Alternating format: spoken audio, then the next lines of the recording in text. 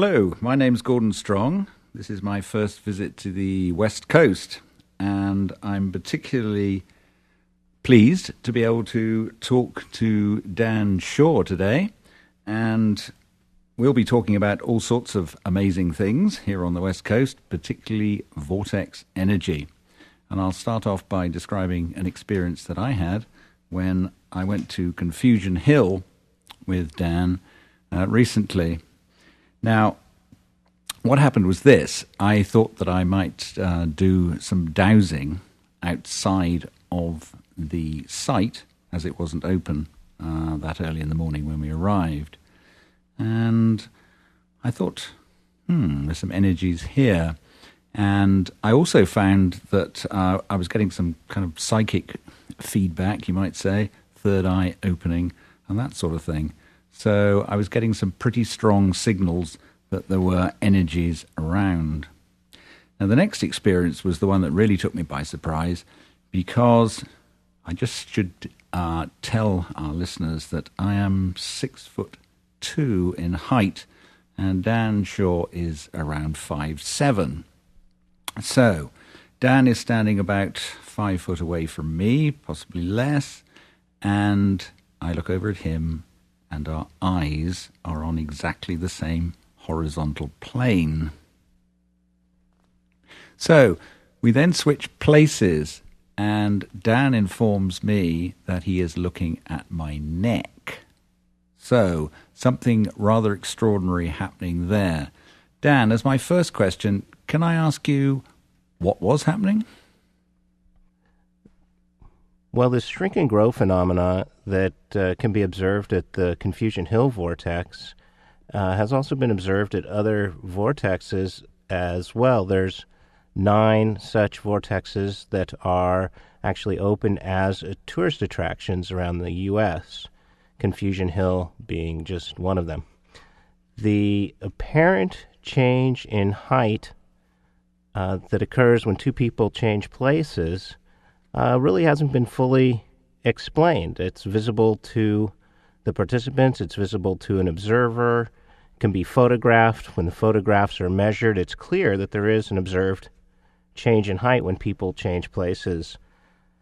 My research with my co-author, which has been published in the Vortex Field Guide, draws an analogy to refraction, such as when you'll see stem of a rose in a vase, and there's an apparent discontinuity between the stem of the rose at the surface of the water.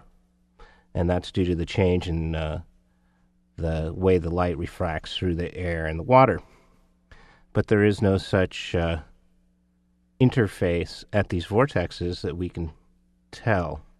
But it seems that this phenomena, this of apparent height change, occurs at a point at the vortex which we call the line of demarcation.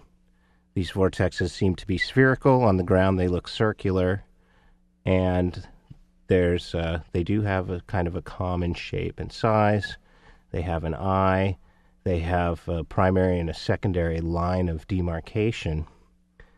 And so my research has to do with understanding, measuring, and mapping these vortexes, but I haven't been able to explain or debunk this height change phenomena. Okay, Dan, thanks very much. Can you give us an idea? I mean, this is obviously a fascinating subject. What is it particularly that attracts you to the whole idea of vortices and perhaps earth energies as well? Well, I'm fascinated by anything I don't fully understand. I have been studying the vortexes and earth energies for about 15 years. And before that, I have been studying unusual healing tools and techniques. And I feel that these earth energies are a powerful tool for physical healing and for psychic opening. So that's my interest in studying the vortexes and the earth energies. There are many researchers who have other reasons for studying these energies, including my co-author Nick Nelson, whose website is goldenvortex.com. And his motive for studying these energies is that he's been working with magnets all his life, and he believes that these places may hold the key to building a magnetic motor. Well, that's a pretty good answer. What about your vortex maps? Can you tell us a little bit about that? Well, there are many different kinds of visionary maps.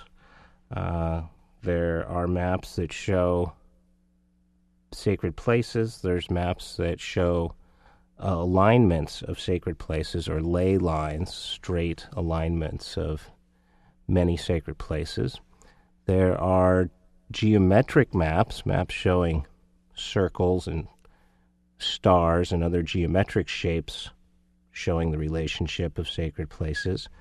And there are some other types of visionary maps as well. There are maps that show points, sacred places, as reflections of the constellations in the sky. And there are visionary maps that show the landscape as revealing shapes of animals, that kind of thing. So I've been studying, in particular, the natural geometry of the planet, and I've compiled many different visionary and geometric maps, and I've published two. One is the Earth-star globe. It's a world map that folds up into a globe and shows the natural geometry of the planet and the geometric relationship of places such as the Great Pyramids, pyramids in Mexico, Easter Island, Bermuda Triangle, and such. And I've also published a map of Western North America, which shows a circle of 19 significant mountains and bodies of water around the Grand Tetons. And these are hard to describe, but people can view them at vortexmaps.com.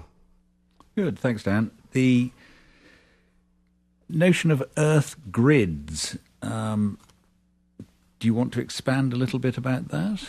Well, the term Earth grid or planetary grid has been used by many different researchers. There are almost as many different systems of mapping the Earth's energies as there are researchers.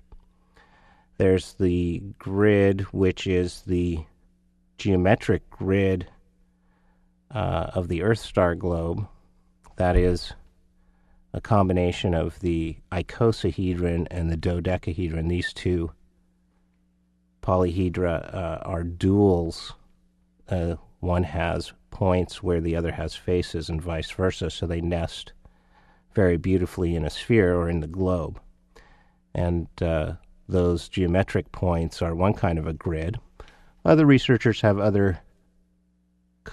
identified other kinds of grids, some beneficial and some actually grids of harmful Earth energies. That idea of negative Earth energies is something I'd like to discuss with you a bit later. But there is a particular thing I want to say. Of course, coming from England, we are extremely aware of ley lines, and they are particularly easy to plot on a map, simply because we have probably so many sacred sites, tumuli and churches, for instance. Can you give us an idea how you would define or give us the difference between a ley line and an energy line?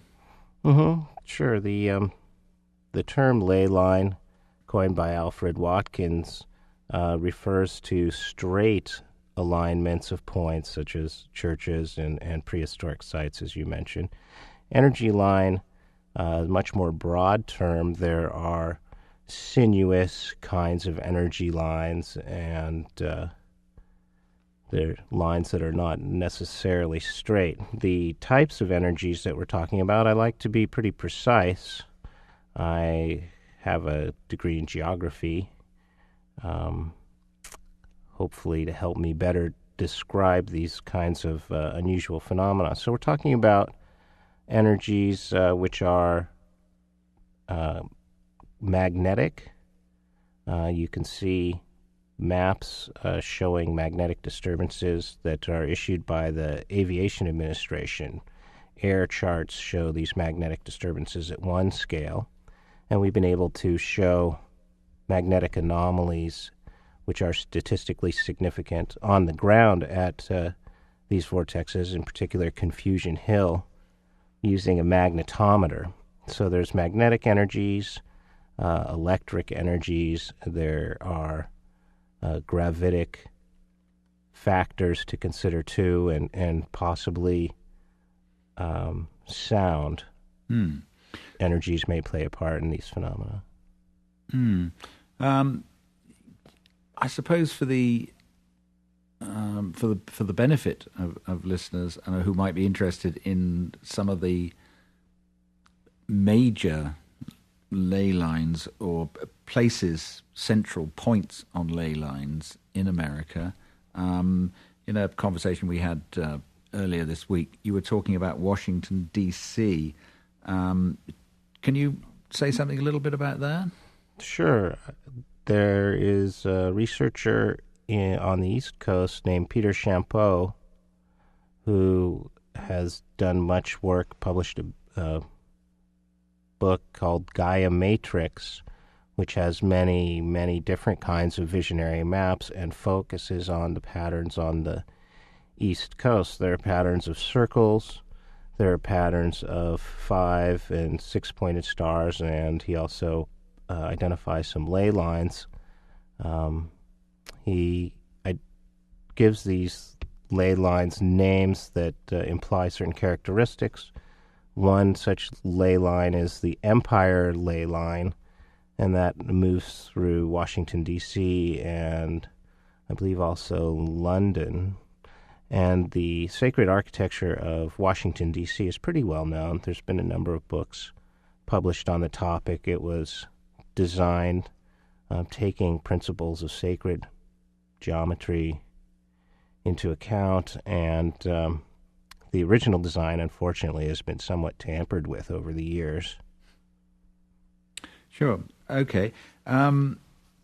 What about looking at something which I suppose I'm quite interested in because the phenomena occurs in the British Isles, that of stone circles.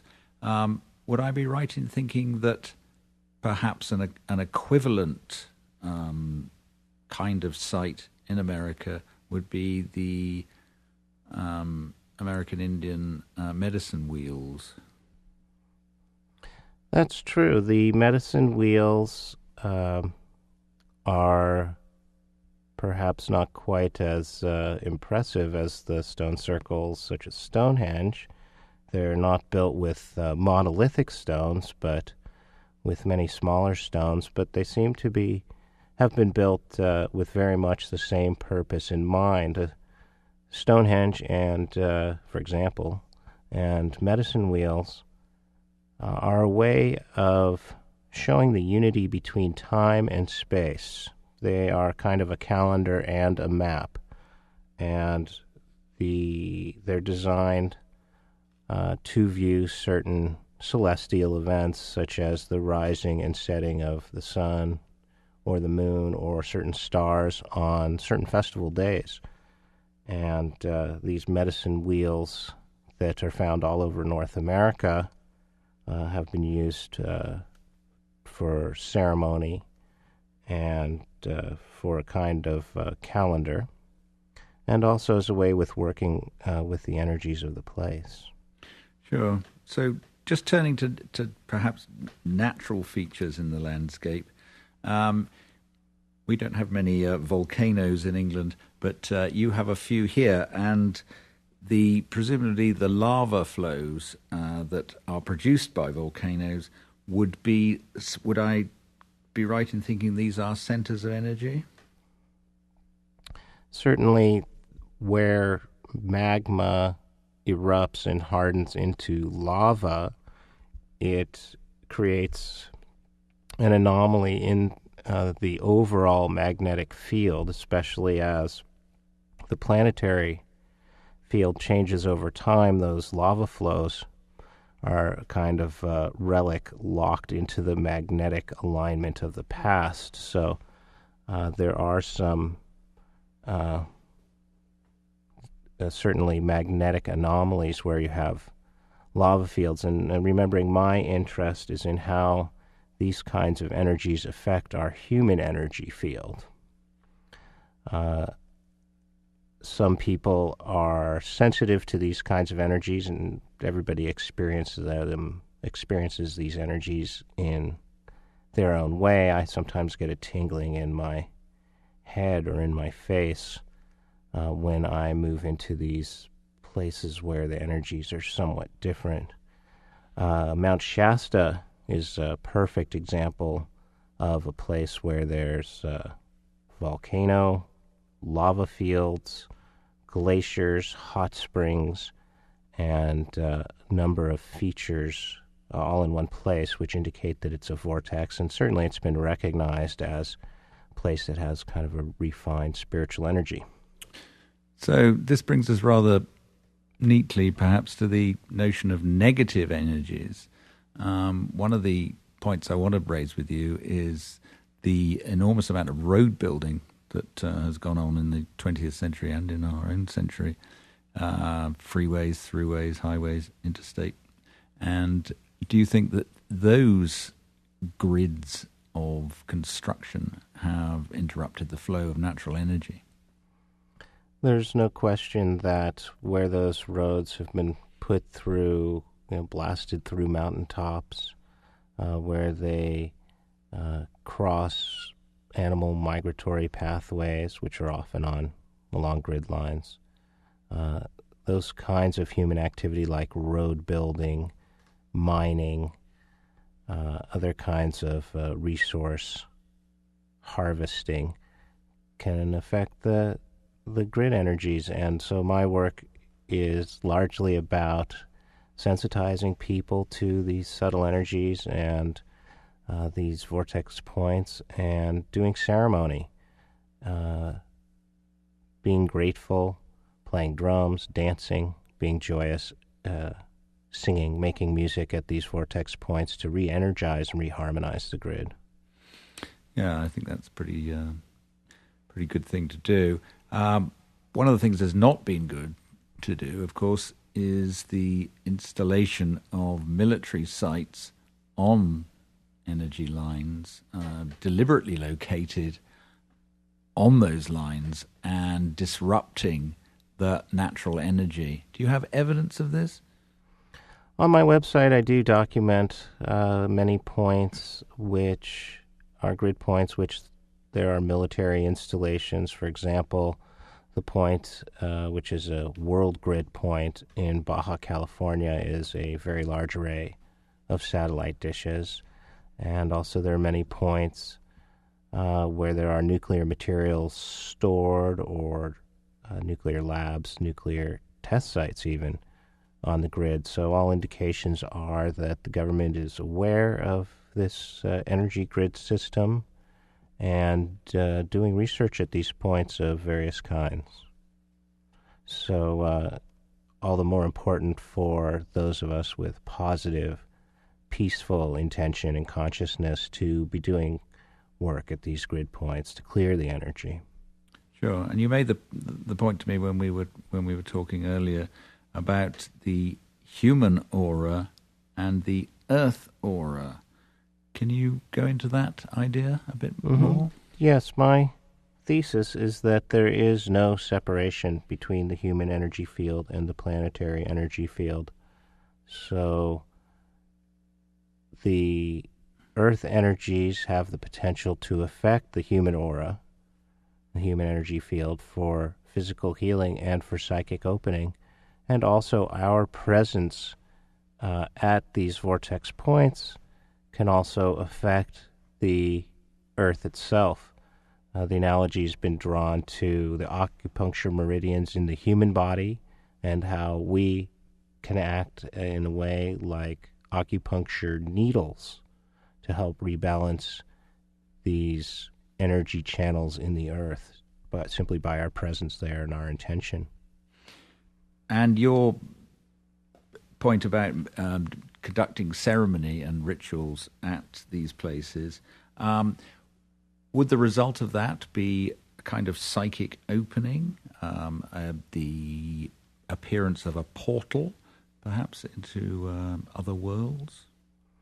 There are researchers, certainly, who feel that these vortex points are kind of portal into other dimensions.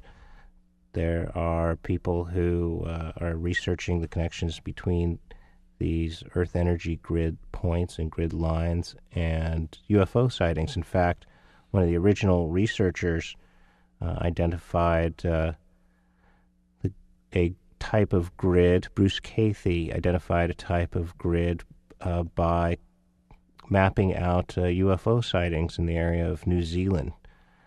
And the fellow Joe Hauser, who owns the Montana Vortex, is a Bigfoot researcher, and they're getting all kinds of orb photos of light orbs at the Montana Vortex, and those same kinds of orb phenomena have been photographed at other vortexes as well. So there are certainly people who have the experience that these vortex points seem to open up to other places. I'm fascinated by the idea of the Bigfoot. This is a term that I only came across really in America in my visits. This is presumably the same as what is named the Yeti in Tibet. Can you tell us a little bit more about that? I mean, is it a manifestation of Earth energies? I can say that there are numerous vortex points that are associated with what may be called cryptozoological beings. Loch Ness is very near a grid point there. There's Tahoe, has a kind of a mystical animal called Tahoe Tessie. Lake Okanagan has a lake monster they call Ogopogo. And Shasta has also been known for its Bigfoot sightings, its sightings of panther, kind of a magical panther, beings from other star systems and from inside the Earth. So there's certainly some connection to be made between these places and all kinds of mysteries, actually. Even crop circles, some researchers have asserted geometric relationship between vortexes and crop circles. One thing I'd like to ask you, because I'm quite interested in a phenomena that I associate with Sedona particularly, is the notion of a male vortex and a female vortex. I think traditionally we refer to Mother Earth, so we tend to think of the Earth as being a female embodiment. Do you want to comment on that? Sure. Vortexes have been classified in any number of different ways. They've been classified as masculine and feminine, as positive, negative, and neutral, as yin, yang, and neutral, many different ways. My understanding of the vortexes is that they work very much like electrodes, that they are paired, that there's an anode and a cathode, so to speak, or you could say a masculine and a feminine pole, where there's a circuit flowing between them. At Mount Shasta has a little companion, which is called Black Butte, and Shasta is known as the feminine. Black Butte is the masculine pole, and there's a circuit of energy that runs between them in the air and on the surface and underground. And when we place ourselves in that circuit, for example, when we spiral up around Black Butte as we're climbing up and then back down, we're giving ourselves a kind of energetic balancing, energetic cleansing as we move through these subtle but still profound electromagnetic fields, I believe. Mm. One point I'd like to make is the Native Americans, obviously before the white men came to this country. We're talking here about an unspoiled landscape. And what is it that you think particularly made the nature of that landscape? Would you say that all these phenomena, all these spiritual energies were stronger and more intact before the arrival of the colonists?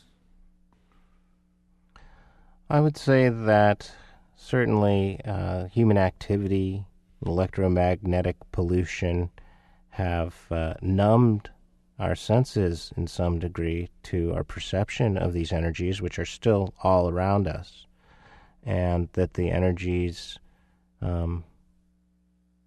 in that earlier time were probably in better balance. What we're seeing now is we're seeing the results of imbalance in extreme weather events and die-off of animal species and that kind of thing. These are, in some part, at least, results of an imbalance caused by human activity and an impact on the energetic field of the planet. Telling words, Dan, and particularly relevant to our times. Is there anything else you'd like to share with our listeners on your very varied researches? Well, I want to thank you very much, Gordon, and I want to encourage listeners to check out your website, which will be gordonstrong.com. And I want to encourage listeners to continue this dialogue with me directly by contacting me through my website, vortexmaps.com. I'm very much interested in sharing my research and in hearing from other researchers. I'm particularly interested, as I said, in using ceremony to help re-harmonize the earth and leading tours to these sacred places, consulting people on how to harmonize and rebalance their property. And I'm fascinated by all the different directions that this research takes me. It's been a pleasure to share research with you, and I look forward to continuing the conversation. So thanks very much, Gordon. Thanks, Dan.